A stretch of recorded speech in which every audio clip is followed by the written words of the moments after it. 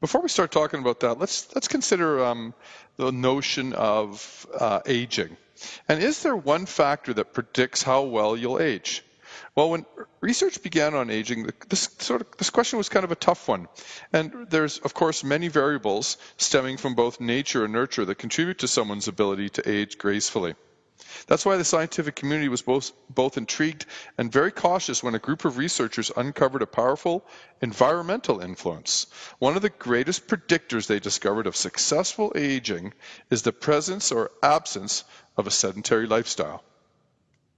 In other words, the chief reason for living longer is that exercise improves cardiovascular fitness, which in turn reduces the risk for disease such as heart attacks and strokes.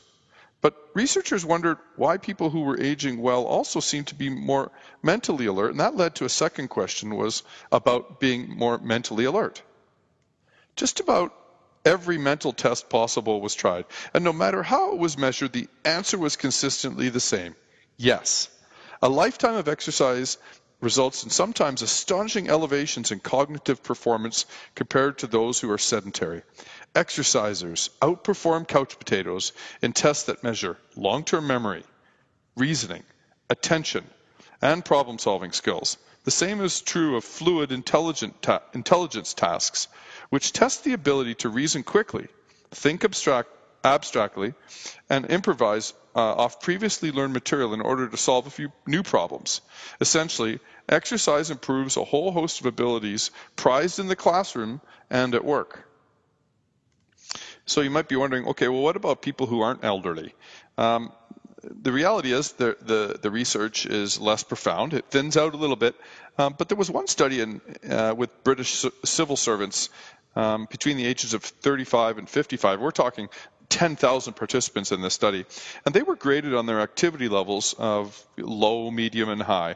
And what was discovered is that those with low levels of physical activity were more likely to have poor cognitive levels of poor cognitive performance. Fluid intelligence, the type that requires improvisational problem-solving skills, is particularly hurt by that sedentary lifestyle. Again, it's that creativity, thinking on your feet notion. Now, I'll admit not every cognitive ability has been proven to be improved by exercise. For example, short-term memory and certain types of reaction time appear to be somewhat unrelated to physical activity at this point anyway. So to finish up this section, or this segment anyway, let's talk a little bit about the type of exercise that you must do and how much. And what we've discovered is that after years of investigating aging populations, researchers answer the question of how much is not much. That's the answer. It's not much. If all you do is walk several times a week, your brain will benefit.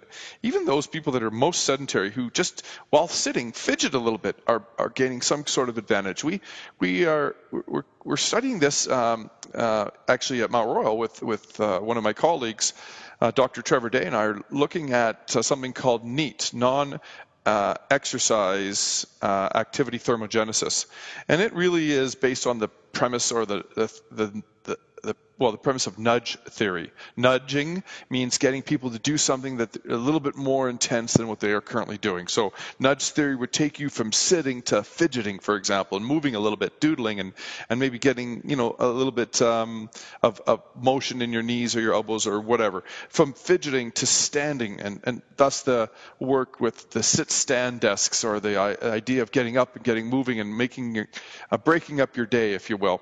And from standing, we nudge people to moving slightly, whether it's rocking back and forth or on some sort of a balance platform where they stand on.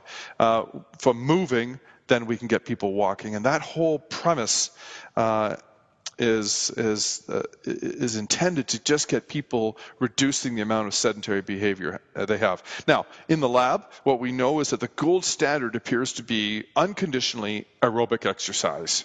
30 minutes at a time, ideally, and 2 to 3 days a week. We've heard this before. If you add a strengthening regimen into that, you will get even a more significant cognitive benefit. So we'll wrap this segment up, and then we'll discuss a little bit further about, in the next segment, the advantages of exercise as it relates to learning particularly Created using Powtoon.